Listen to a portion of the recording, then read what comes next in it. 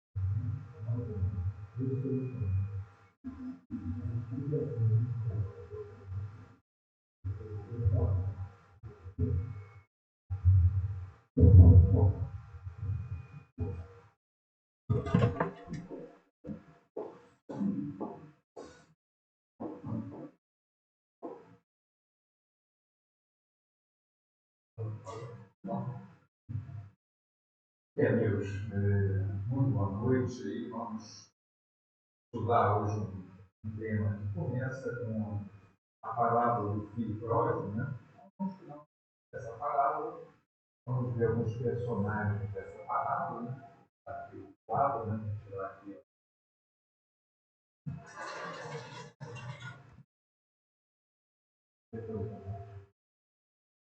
Bom, o que eu fiz? Vou ler aqui um texto para vocês. Né? Na verdade, nós estamos na véspera do dia de Páscoa, e eu fiquei sempre pensando assim, né? Essa atitude de tema, né? Vai fazer aí, né?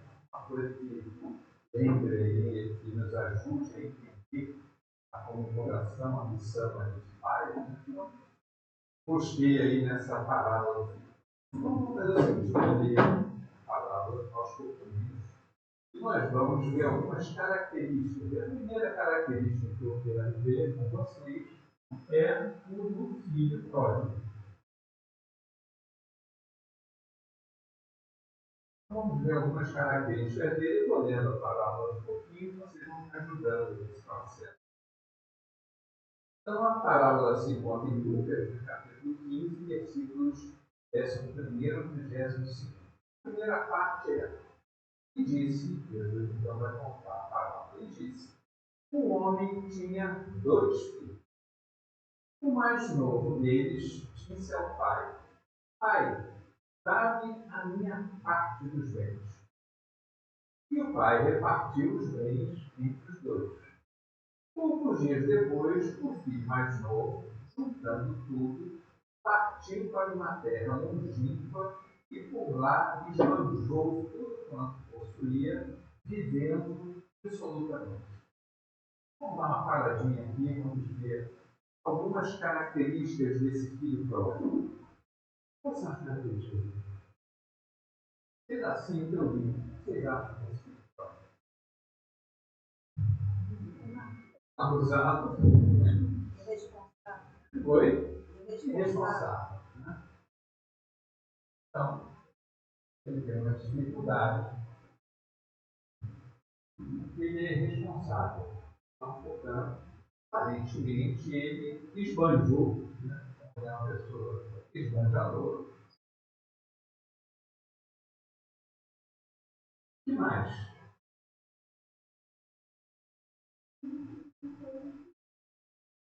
Muito bem colocado. Né? Pediu a minha parte dos bens. Os bens são dele? Muito interessante. Então, a gente vai ver umas palavras, ver umas passagens muito interessantes nessa parábola para a gente entender. Então, ele pediu a parte dos bens. Então, obviamente, o que ele fez, assim que ele pegou os bens, o que ele fez? Levou tudo. Foi tudo. Foi tudo. Mostrando que ele tem uma visão imediatista. Então, o que ele imaginou? Não tinha dinheiro, agora tem dinheiro, eu vou fazer? Vamos falar. Negócio todo. Então, essa era a visão do companheiro ali, imediatista. Né? E a outra que aparece, né, é a palavra chamada dissoluto.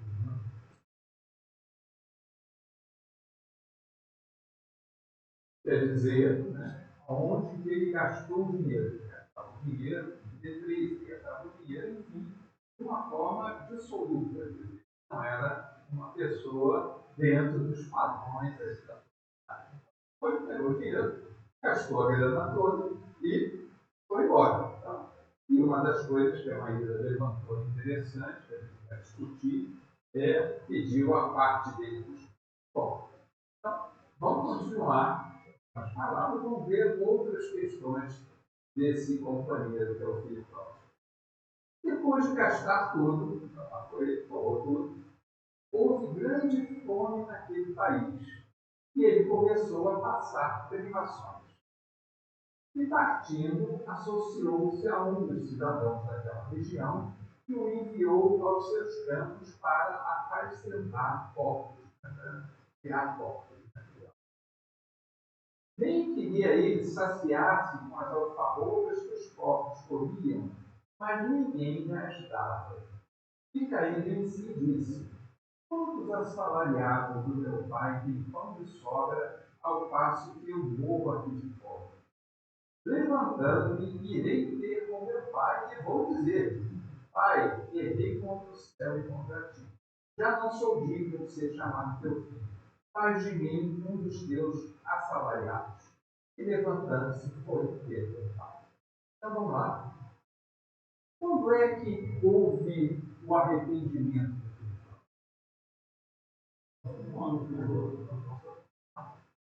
Observe que ele podia ter saído e ter se arrependido. Fiz um negócio, pô, tantas vezes a gente faz alguma coisa que depois a gente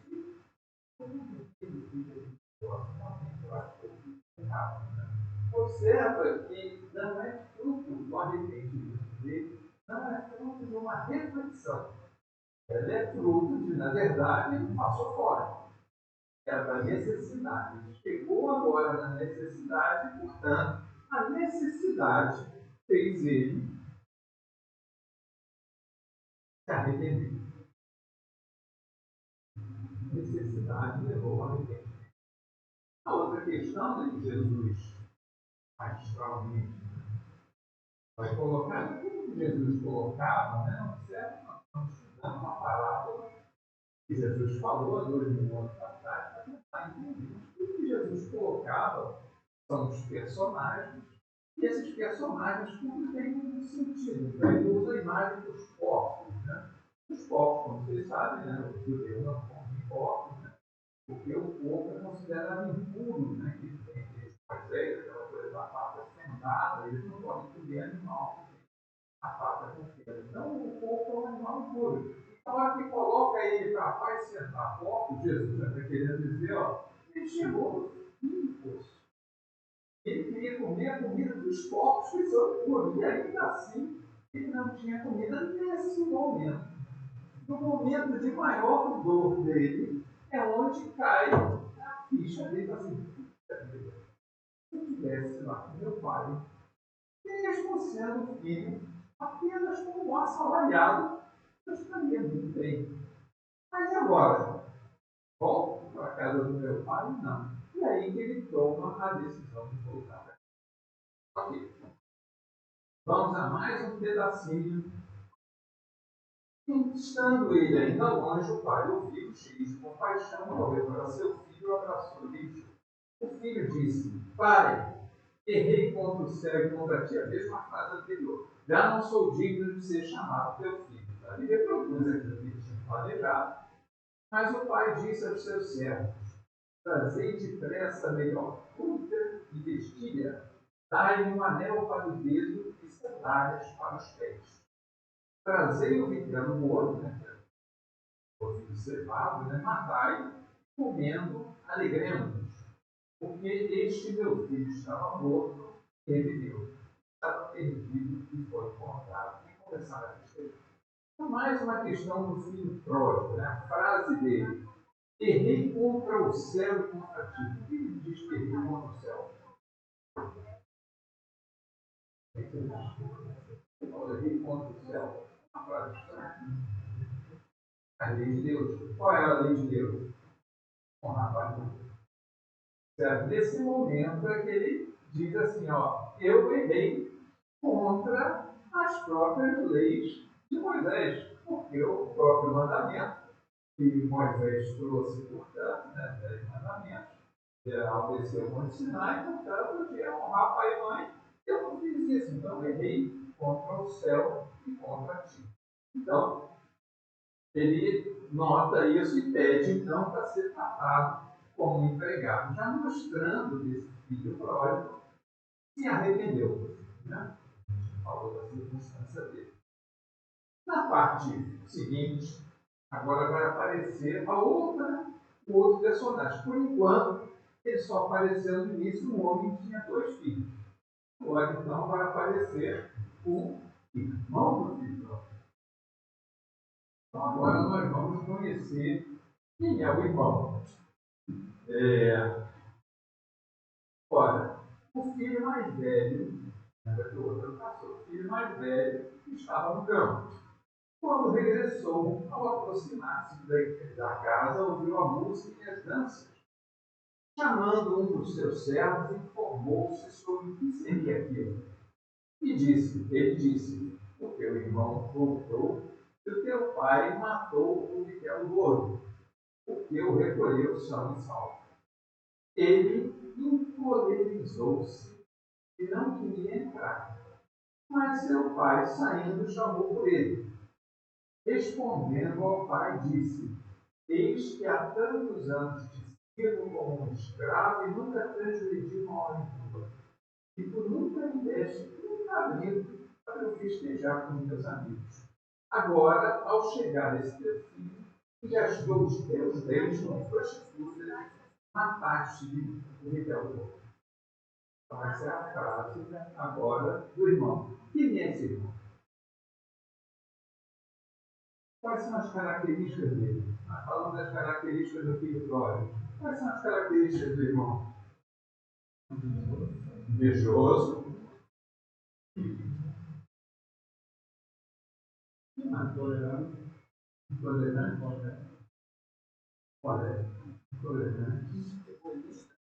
Colérico. Egoísta. Vou botar uma coisa aqui só para dar uma notadinha aqui. Trabalhando hoje. Não vamos também. O cara estava lá ralando. O cara fez nós, o outro estava lá. Boemia e ele foi obediente. Obediente, correto.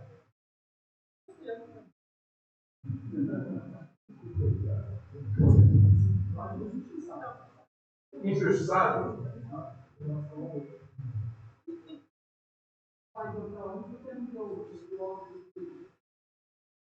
Mas ele dividiu. Gastou e outro não. Ele foi colocado.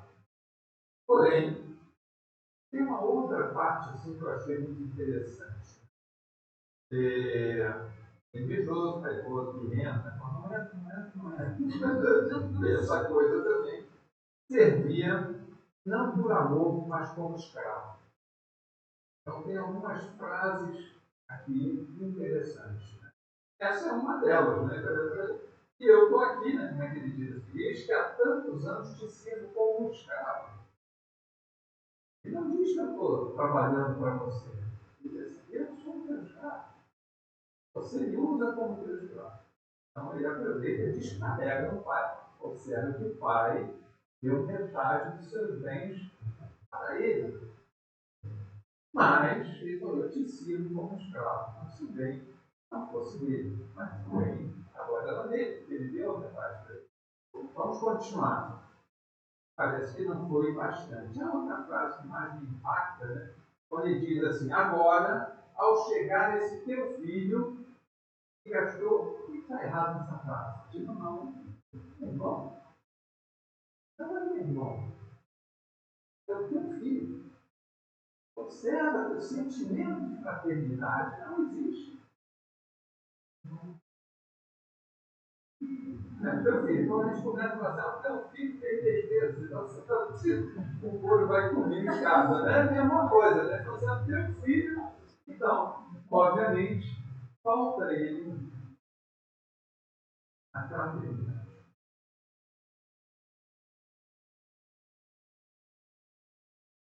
E aí a última parte, né? O pai respondeu, filho, tu estás sempre comigo e todos os meus bens são teus. Mas era forçoso festejássemos e nos alegrássemos, porque esse meu irmão estava morto e reviveu, estava perdido e foi encontrado. Então, nós analisamos dois personagens da palavra, mas o nosso tema não é nenhum dos dois. Como eu falei para vocês, o nosso tema é o Pai, é o Pai. Agora vamos olhar para o Pai. Eu vejo muito nessas parábolas, a gente sempre comenta, né, o primeiro, o retorno do história, o arrependimento, e às vezes a gente começa a despertar para o segundo, que tem algumas coisas estranhas no comportamento dele. Mas eu queria trazer para vocês agora a figura do Pai. O que era o Pai? Então vamos começar a leitura tudo de novo agora, pensando um pouco no Pai. E disse: um homem tinha dois filhos. O mais novo deles disse ao pai: dá-me a minha parte dos bens. E o pai repartiu o bem entre os dois. Para que você não repartiu o bem? Não. Observa, é bem dele.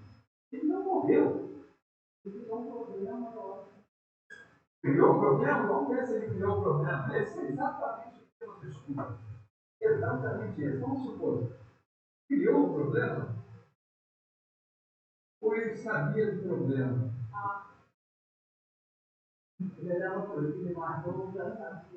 Agora nós vamos começar a conversar sobre isso. É exatamente essa a questão. Observa, primeiro comportamento dele. Abriu mão dos seus bens em prol dos filhos. O que ele demonstra ali? Qual é a característica que aparece nele? Desprendimento. Perfeito? Então, primeira coisa que tem aí é uma pessoa desprendida. Vamos continuar. Repartiu equanimemente todos os seus filhos. Ele podia também dar apenas a metade de quem pediu foi ele. Foi o filho pródigo que pediu. Ele podia ter dado a metade do filho pródigo. Mas ele pegou, em vez de dar a metade do filho pródigo, ele dividiu entre os dois. Ok. Então, ele foi equânime nessa questão. E agora vem a questão, né, da liberdade ao filho caçula para buscar seu próprio. Agora a gente vai entrar na profundidade da palavra. Observa, ele pensa que Jesus faz essa parábola para falar de Deus e dos filhos de Deus. Certo? o pai, etc. A questão toda que Jesus fala assim, o pai é Deus. O filho pródigo é aquele que se arrependeu.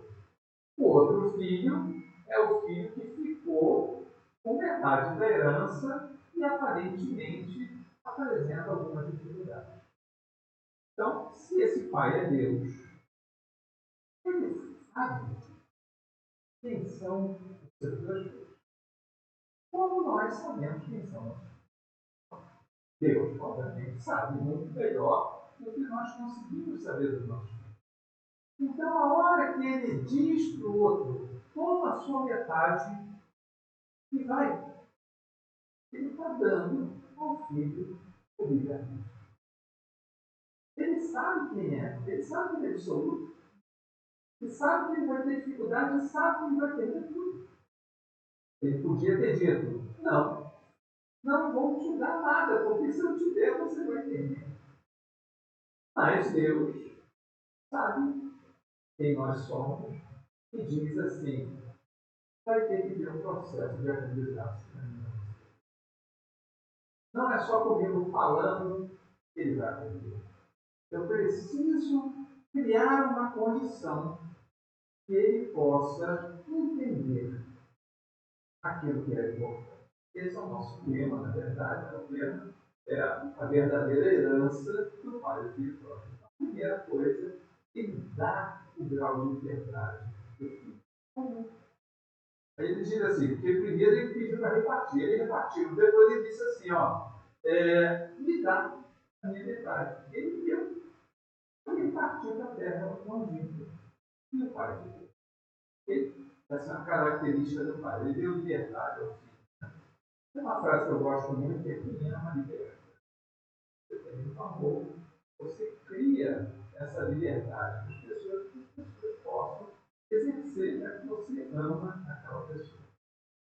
Depois, então, obviamente, tem isso tudo, ele gastou tudo, tal, e aí ele promete as coisas para o pai, que ele vai falar para o pai, e aí começa a parte terceira aqui da minha historinha, da minha palavra, que diz o seguinte, então, estando ele ainda longe, o pai ouviu, cheio de compaixão, correu para seu filho e o abraçou ele.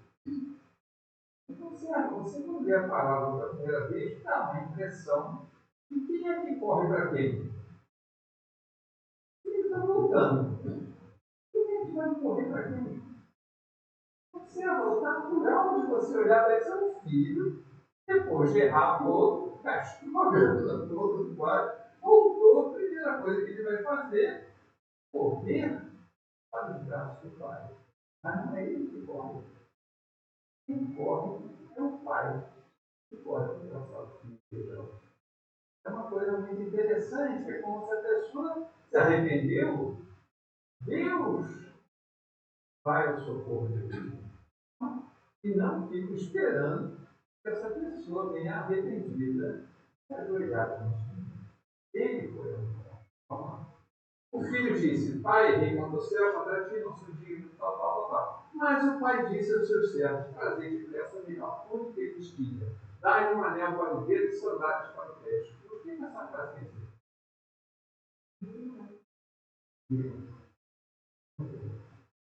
Ele devolveu ao filho a dignidade de que este é meu filho.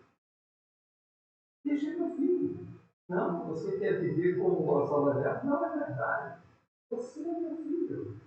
Eu vou lhe devolver a sua dignidade de filho. Vou te dar a túnica que você tinha quando era meu filho. Vou te dar o anel que você tinha quando era meu filho. Para que as pessoas entendam que você é meu filho. Então, essa é a figura do pai, para a gente ver assim, os sentimentos que passam pela cabeça do pai. Abraço dele demonstra alegria no arrependimento do filho que errou. Qual é a demonstração do pai? De alegria por saber que o filho dele. Qual é a lógica da parábola vista pela ótica do pai? Essa é a primeira parte. E a segunda agora. A primeira parte da parábola diz assim, graças a Deus, deu certo o meu processo de aprendizagem. Estava perdido, Ele aprendeu a lição. Arrependeu e voltou para casa. E perdão incondicional. E o perdão incondicional. Observa que ele em nenhum momento pergunta sobre dinheiro. Está entendendo? Esse sou eu. Filho, pagando, que legal. Você voltou aqui. Queria falar um pagamento, né? Meu Deus, aparentemente, o pai não está preocupado com metade de tudo que ele tinha. Certo? A característica dele não está preocupado com a metade, ele está preocupado com o filho.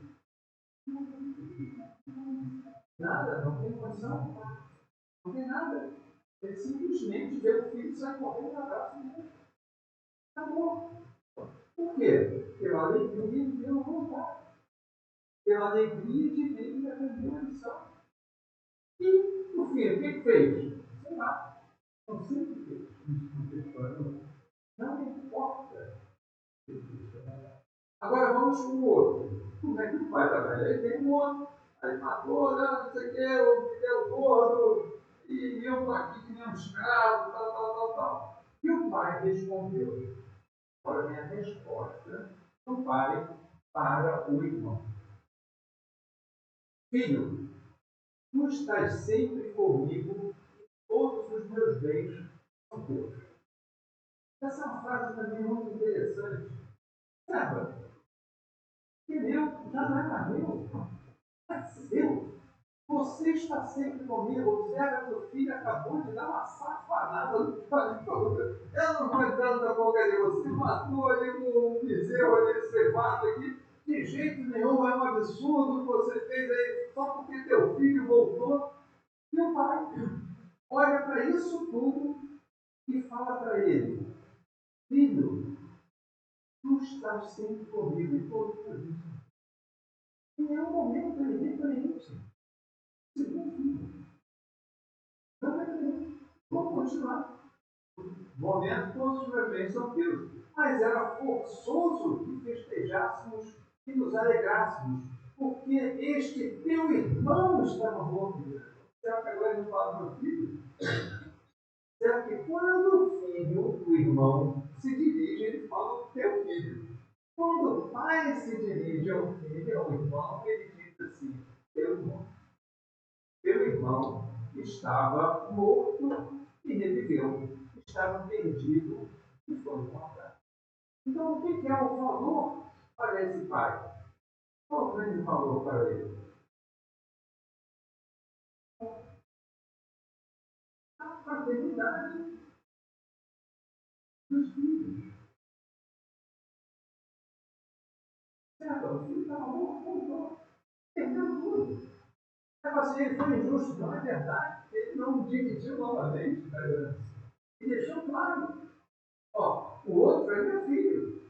Está aqui com a túnica, está aqui com o anel, mas está assim mesmo. Porque o dinheiro pertence ao outro. Mostrando que tudo na vida tem consequências. Os erros têm consequências.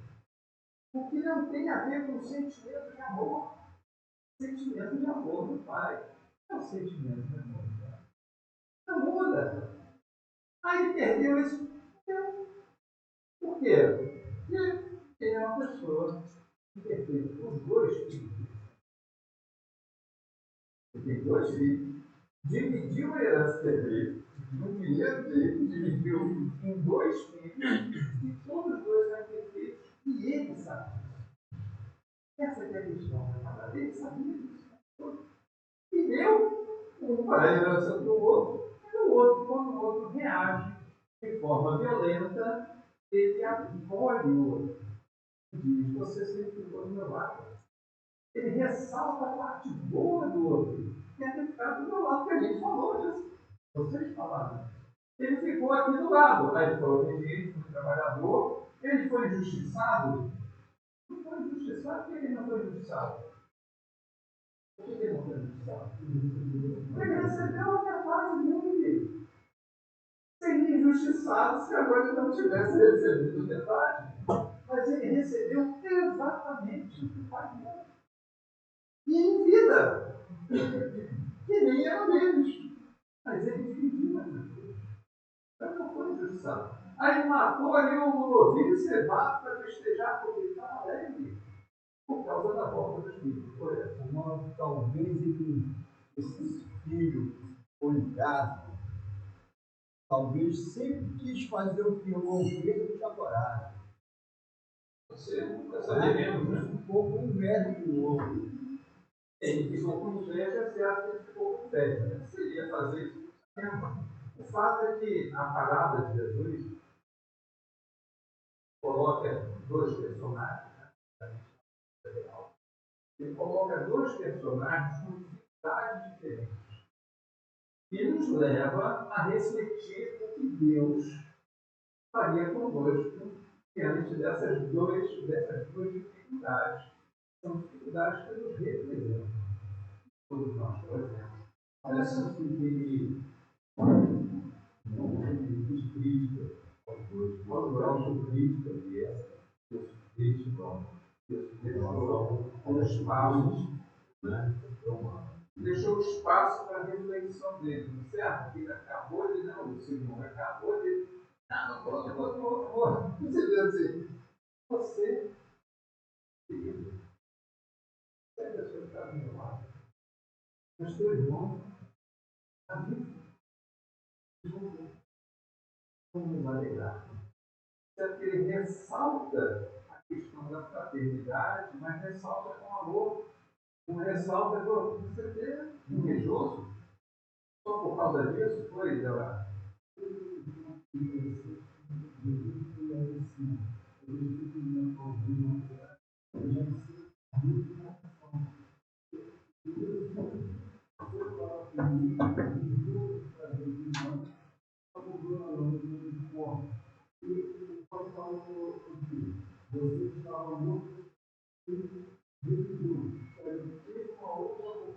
Outra oportunidade. Não, mas eu me falo. Interessante que ele outro representa até uma ilusão. A cara que eu vou fazer. Eu fico aqui, eu faço tudo e você não me dá a recompensa merecedor. A visão de que eu sou merecedor demais do que Deus me deu. Mas Deus me deu parte de tudo que ele tinha, dividiu entre os dois, mas eu acho que eu mereço mais do que o que ele me deu. Então, essa é uma reflexão, né? Eu diria, né, aproveitando o nosso título, né, que é a verdadeira herança do Pai. Qual é a verdadeira herança do Pai? Qual é a verdadeira herança do Pai? Ensinamento. Ensinamento, observa que ele não está nem. Isso não é importante na parábola. O valor, em nenhum momento, ele se refere ao valor. Então, quando começa a parábola que diz que ele vai dividir a sua herança, na verdade, ele quer deixar um legado para esses dois filhos. Esses dois filhos tinham missões que sejam missões que façam os dois crescerem. E não uma coisa que seja uma reflexão dentro das dificuldades que eles têm e eu, pai, sei isso. Como é que eu aprendo a lidar com os meus filhos de forma que eu possa ressaltar a parte boa deles para que eles possam se sentir motivados a caminhar novamente. Vou dividir herança. A herança não é um ponto-chave do legado do pai. Mas não está preocupado com aqueles filhos. Está preocupado com como é que ele consegue deixar um legado para esses dois filhos. Ele vai passar. Mas ele quer que os filhos fiquem com legados e tentam usar os bens como forma de potencializar esse legado que ele quer deixar. E aí vem essa nossa discussão, como eu falei para vocês, né, da estrutura dos pais, então, e que a família corpórea, família espiritual. Né? Antigamente a gente falava, né, de família,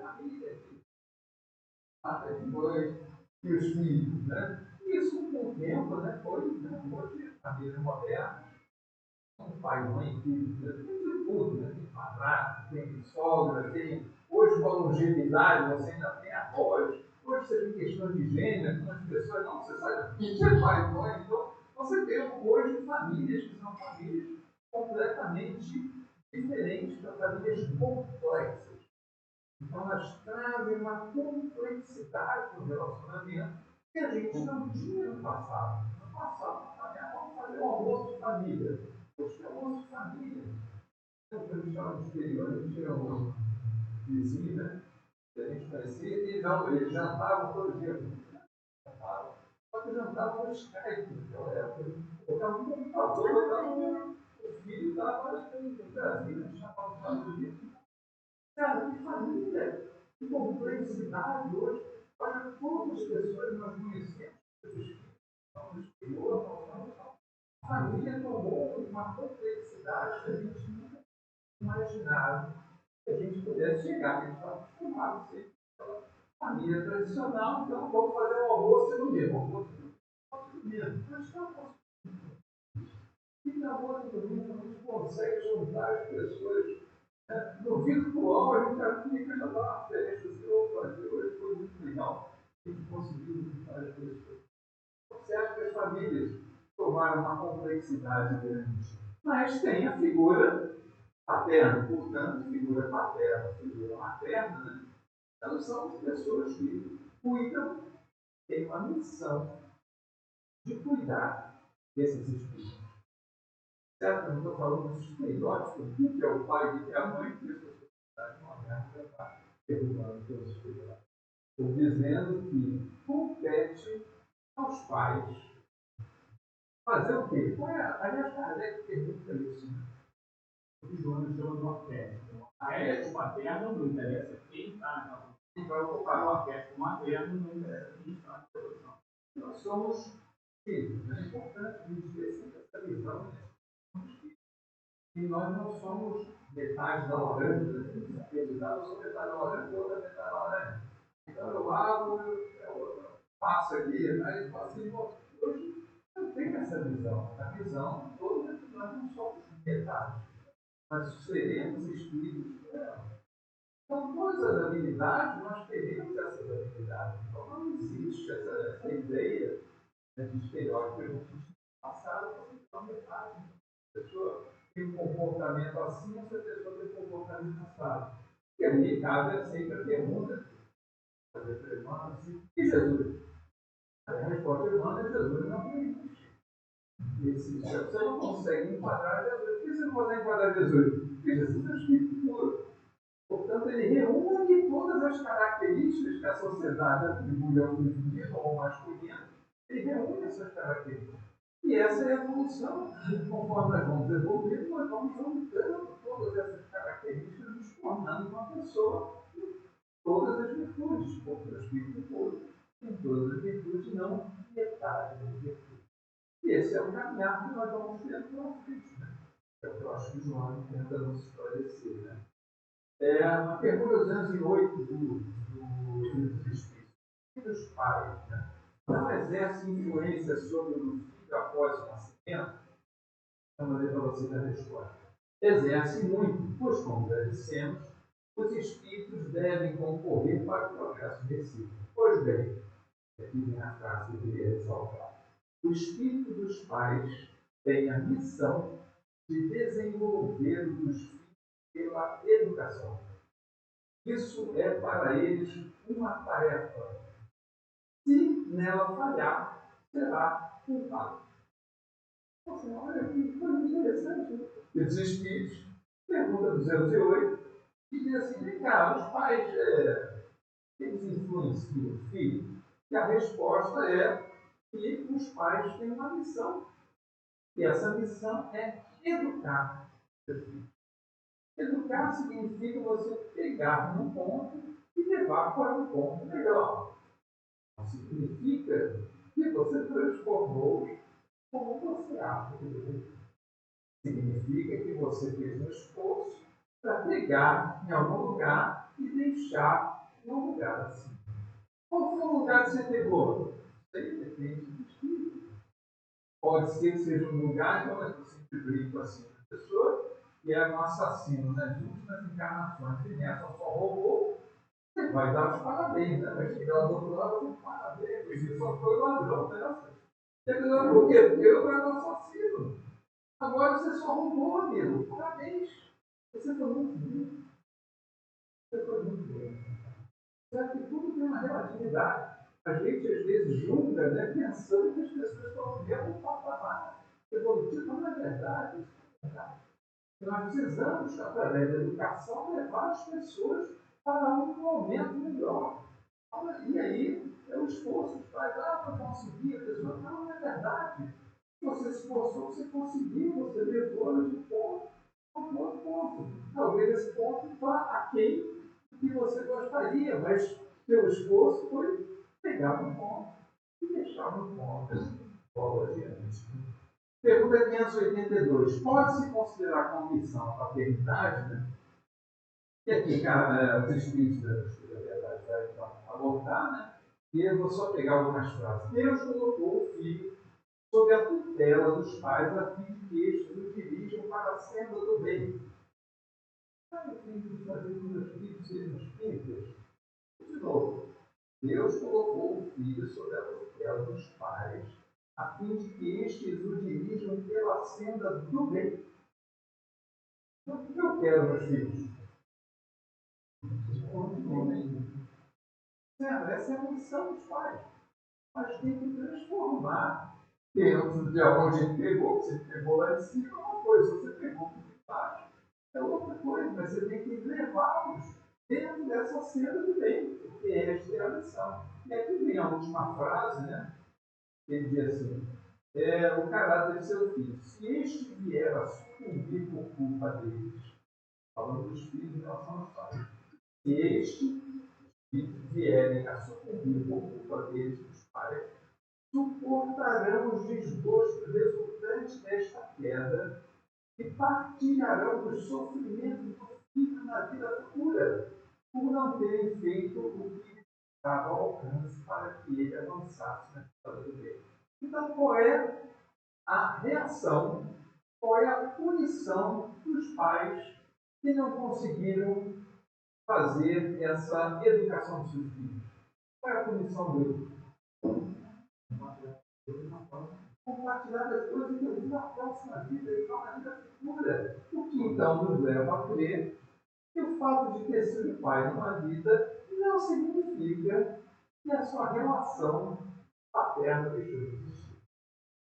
Por que não deixou de existir? Porque até na vida futura, e onde está o sofrimento dele? O sofrimento está em ver o filho que não conseguiu e que sofre por causa da omissão dele. Então, o sofrimento dos pais. Na omissão, você vê que as pessoas estão sofrendo. Se desencarna, é um filho sofrendo por uma omissão sua no processo, no esforço do processo de encarnação. E aí você vai olhar para ele e falar assim: puxa vida, isso é doloroso. E aí o que eu faço? Eu vou sofrer na vida futura. E aí na encarnação seguinte eu vou pedir alguma coisa que eu possa consertar. São duas perguntas dos espíritos muito interessantes, né? Portanto, essa relação dos papéis corpóreos que a gente estabelece, né, elas não são bem verdadeiras, né? Porque essa é a frase do Cristo, né? Quem é minha mãe e quem são meus irmãos? Como interpretar essa frase do Cristo? O que Jesus fala assim, né? As pessoas vão dizer: Jesus, a mãe fala fora, Jesus. E aí ele pergunta então: quem é minha mãe e quem são meus irmãos? Jesus diz: Jesus não ama Maria? Botar lá o filho. Jesus não ama Maria? Não. Porque Jesus falou: que minha mãe e são os irmãos?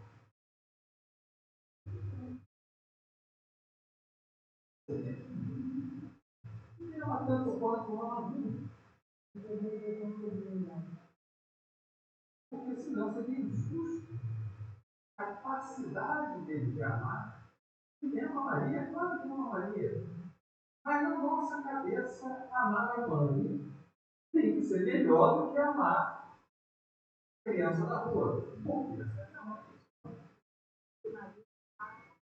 Ali estava. Essa é a grande jogada da relação corpórea. Quando Jesus faz essa pergunta, Jesus está questionando o que é a família corpórea. O que significa a família corpórea? Quem é minha mãe, quem são meus irmãos? E ele mesmo responde, faz a pergunta e ele responde. Né? São todos aqueles que fazem a vontade de Deus. Mostrando que você faz a vontade do meu pai, então você é da minha família espiritual. Porque você faz a vontade. Certo? Não importa a relação corpórea, a relação corpórea são papéis que você assume para o seu próprio aprendizado. Então você vai desempenhando papéis, ora pai, ora mãe, ora filho, ora avô, você vai desempenhando papéis nas encarnações para que esses papéis possam te auxiliar no processo evolutivo. Mas apesar de serem apenas papéis, as relações que são criadas, essas são diferentes. Por quê? Porque você sai da família corpórea para entrar na família espiritual. E quem é a família espiritual? A família espiritual é composta por espíritos afins. Então, se eu consigo ter afinidade dentro da minha família, se eu consigo desenvolver um amor dentro da minha família, então aquela pessoa passa a pertencer à minha família espiritual. Se pertence à minha família espiritual, eu vou cuidar dela, porque ela faz parte da minha família espiritual, é um compromisso. E assim eu vou vivendo a minha vida, exercendo o meu papel de pai. Então, por que eu trouxe essa questão dos papéis? Né? Para mostrar para vocês que a relação paterna, né? A relação paterna, ela existe perene, porque a hora que eu faço relação de amor, se eu conseguir fazer relação de amor, eu criei um laço para a eternidade. Porque nós vamos caminhar juntos. Ah, eu vou ser pai? Não sei se eu vou ser pai, se eu vou ser filho, se eu vou ser irmão, eu sei que, aparentemente, esses espíritos vão escolher caminhar em sua vida. Por isso que eu sempre digo que as famílias, elas jamais vão diminuir as pessoas que estão a família morreu, a família. Não é verdade. A nossa família espiritual aumenta a cada dia, ou conforme a nossa capacidade de amar. Quanto mais a gente consegue amar, mais pessoas para dentro você coloca no seu ciclo de amor. Você vai ampliando esse raio do seu ciclo de amor e vai colocando pessoas para dentro. Então a família espiritual vai aumentando. Por isso, qual é a família espiritual de Jesus? Essa é a pergunta do Cristo. Quem é são meus irmãos? Quem é minha família? A minha família são vocês. Por isso que eu digo que ele tem a capacidade de me amar da mesma forma como ele tem a capacidade de me amar.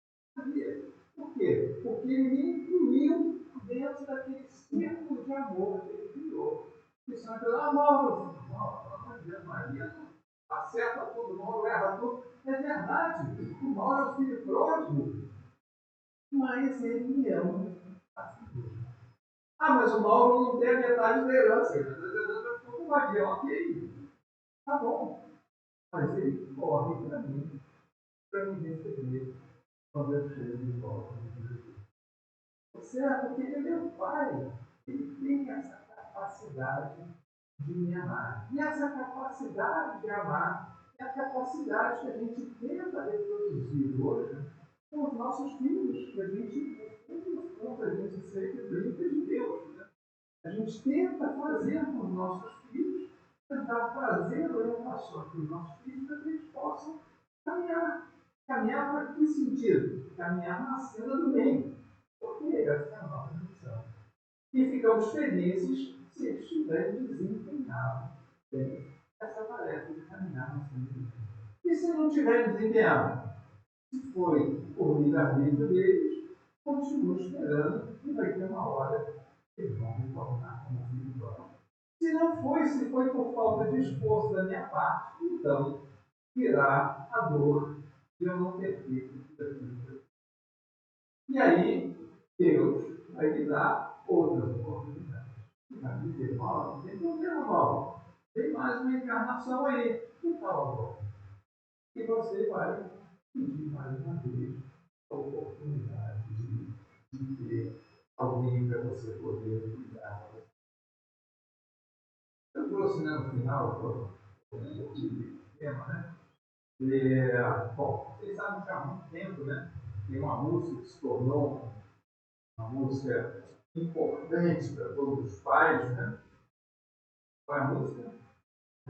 Pai, né? Então, não é difícil, a música é pai, né? Eu vou trazer aqui para vocês, né? Vamos falar um pouquinho sobre essa música. Primeiro, o Fábio Júnior, né? Já há um tempo atrás, assisti uma entrevista do Fábio, né? Falando que ele recebe dois tipos de música, né? Um tipo de música é uma música onde ele pega o violão, o gravador, vai para um canto do quarto e aí, segundo ele recebe uma música que recebe letra e música simultaneamente grava. E aí, depois, no dia seguinte, ele pega e dá uma acertada na métrica da música. Ele falou que outras músicas não levam 7 meses, 9 meses para conseguir fazer. Eu vou trabalhar naquela música. E aí, eu estava assistindo a entrevista, me perguntaram qual é essa música assim? Aí ele falou, todos os meus grandes sucessos aconteceram dessa forma, sobre letra e música simultaneamente. E aí que ele fala do pai, né? Ele fala da música pai, que ele recebeu dessa forma. Né? Então, a música que ela tem uma influência espiritual muito grande, né? É uma homenagem, né? Figura paterna e essa complexidade das relações familiares. Ele escreve essa música do pai dele, e ele ainda estava encarnado quando ele escreveu essa música, mas logo depois, então, o seu pai é assassinado. Né? Padre, ali no taxista, Paulo, quando depois da música. E aí ficou ele com essa relação com a música, né? Sempre uma relação de dificuldade, né? Exatamente, de cantar, por causa do assassinato. Então, a letra ela começa com uma reflexão, né, sobre o passar do tempo e a esperança de que a relação entre pai e filho possa se tornar mais profunda e significativa. Nós vamos ver ali a letra também, né, mas só para a gente pensar. Ele vem falando do tempo e dessa relação pai e filho. O filho reconhece a distância emocional que pode ter surgido ao longo dos anos e expressa o desejo de superar essas barreiras.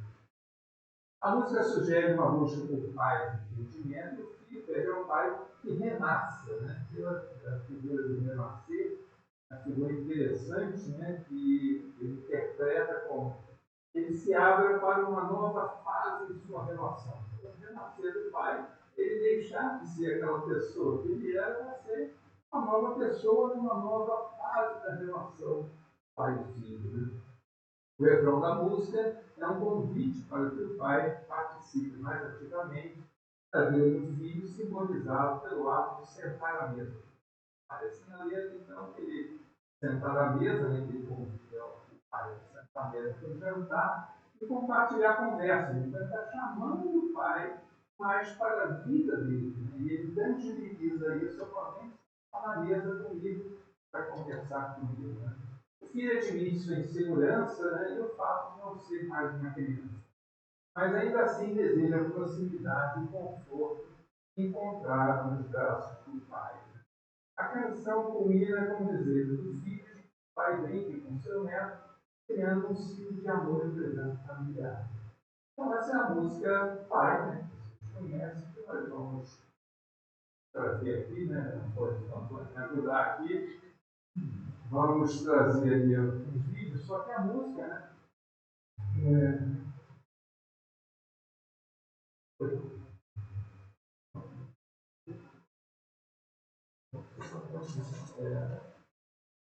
É o ponto móvel, como você está falando, né? Não. Só antes de você colocar, né, nós vamos mostrar um vídeo. Só que, na verdade, não é o Fábio Júnior, né? É um programa do Faustão, de 2009, exato, o Fábio Júnior estava lá. E o Faustão, então, faz uma surpresa para ele, né? E diz que tem uma pessoa que está gravando também a música dele, pode, tal. E aí ele fala, não, mas você vai ouvir que a pessoa está gravando. E essa pessoa, então, é o filho dele, que é o filho, né? Ele, na verdade, é o segundo filho, né? O segundo é o Felipe, né? Que é quem canta para ele. Então, vamos ver ali. Pode? Pode.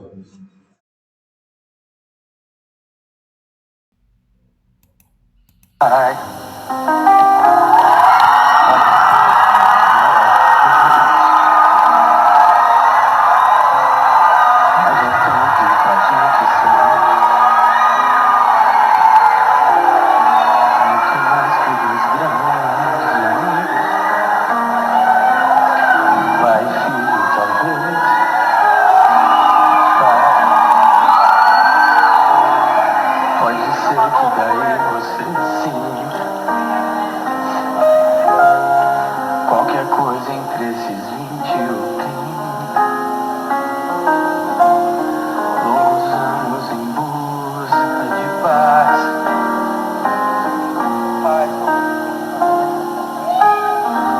Pai,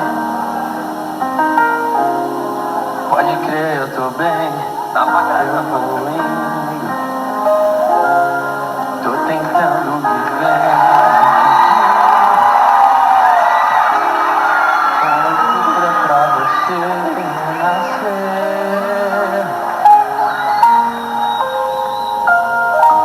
Pai, eu não faço questão de ser tudo,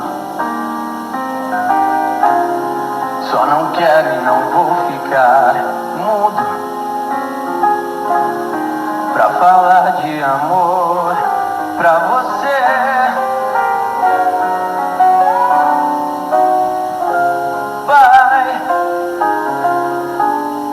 Senta aqui que o jantar tá na mesa. Fala um pouco, tua voz tá tão presa. Nos ensine esse jogo da vida, onde a vida só paga pra ver. Pai, me perdoa essa insegurança, que eu não sou mais aquela criança que um dia morrendo de medo, nos teus braços você fez segredo,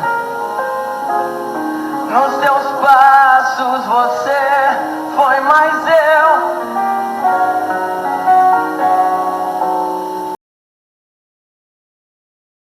Amigos, ele fez a música do pai dele, né? E agora o filho cantando para ele, se emocionando. E assim vamos nós, você que vai vir.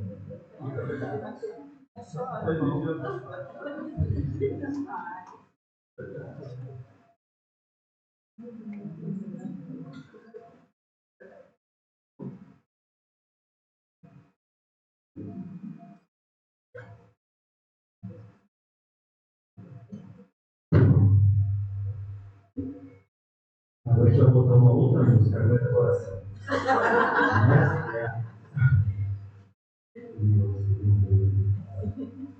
Eu tenho alguma cultura da parte de música, né? Essas coisas assim. Hoje eu vou inverter, eu vou fazer a pergunta. Quem nos visita hoje pela primeira vez? Quem é a primeira vez hoje na vida? Qual o seu nome? Débora. É mãe, mas quem sabe se já preparou, se gravar? E a senhora? Glória. Mais alguém aqui? Qual o seu nome? Tainara. E desse lado aqui, do lado direito? O esquerdo. Tá bom?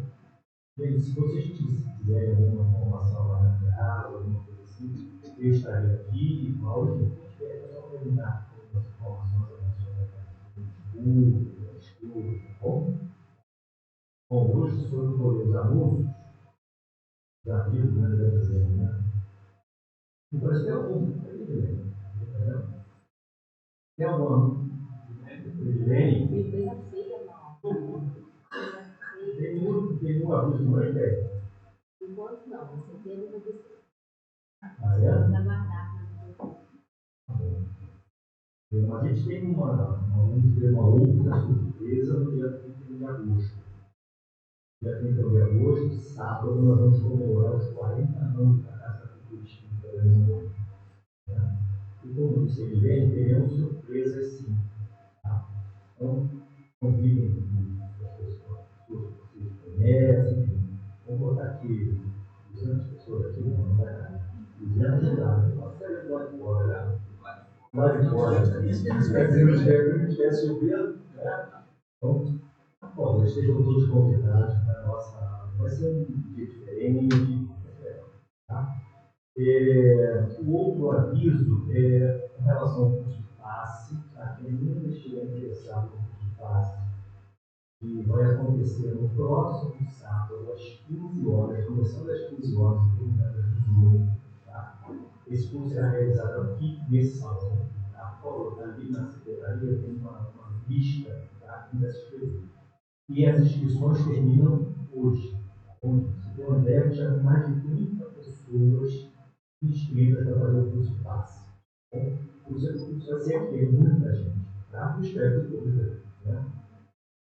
E o outro anúncio, que eu pensava que tem que me ajudar, né? Que é o NCJ. No dia 15 de setembro, tá? a gente vai realizar um estudo lá na unidade da FES, lá na Prata, onde tem lá o campo de engenharia civil, né, que a gente chama de momentos com Jesus. Nós vamos estudar dois temas no mesmo dia. E Jesus chorou, e o segundo tema, Maria escolheu a boa parte, os irmãos Marta e Maria. Tem espalhado pela casa ali embaixo do setor do painel do alarme, tem um cartaz e tem um QR Code. É só apontar a câmera do celular para ali e fazer inscrição. Tá? Tem uma taxa que é praticamente a parte administrativa que a gente vai gastar. Tá? E o comprovante deve ser mandado, tá? Especificamente para o Ramon, né? O WhatsApp do Ramon.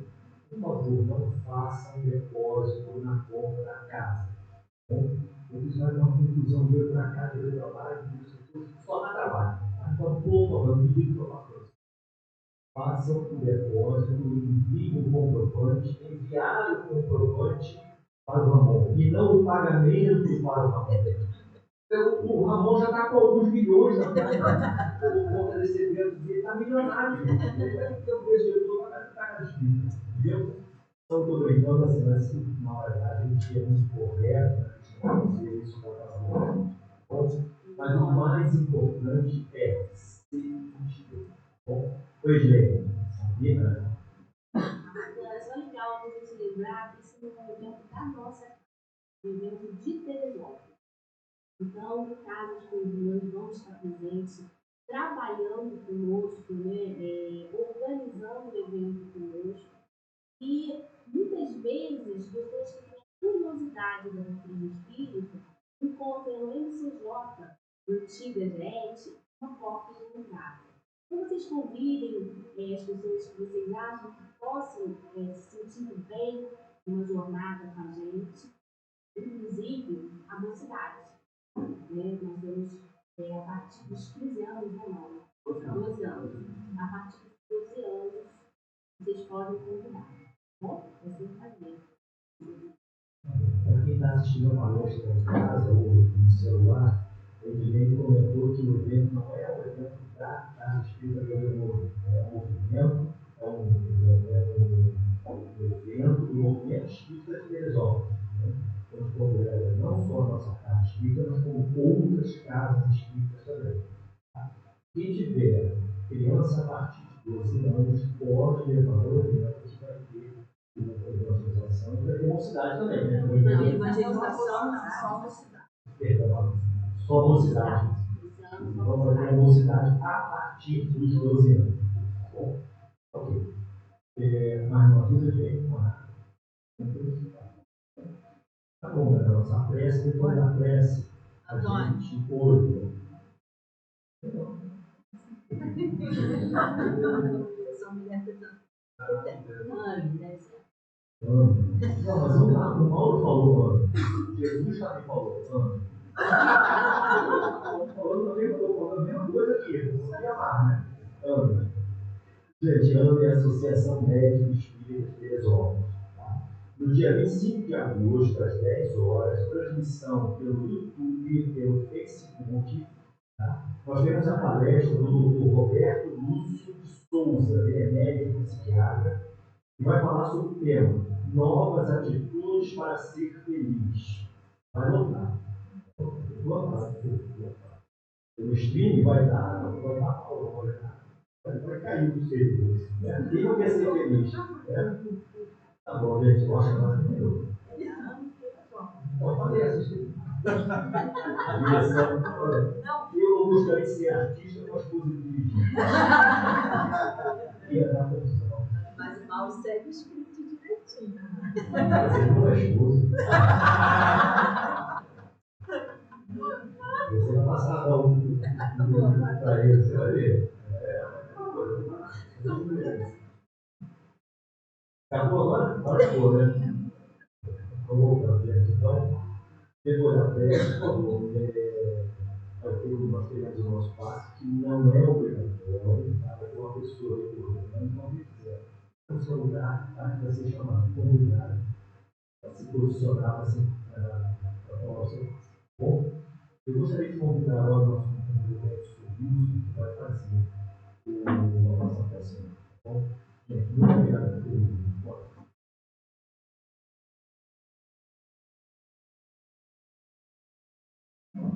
Vamos então, depois dessa palestra, ao final, vamos levar os pensamentos em gratidão ao Pai Celestial, que fez em primeiro lugar todos nós, todos nossos pais, juntos para desencarnar, mas que merece a nossa gratidão. Obrigado, Senhor. Eu agradeço, meu Pai. Nós muito obrigado, Senhor, pela compreensão que a doutrina espírita nos dá, os laços familiares tão importantes em nossa evolução.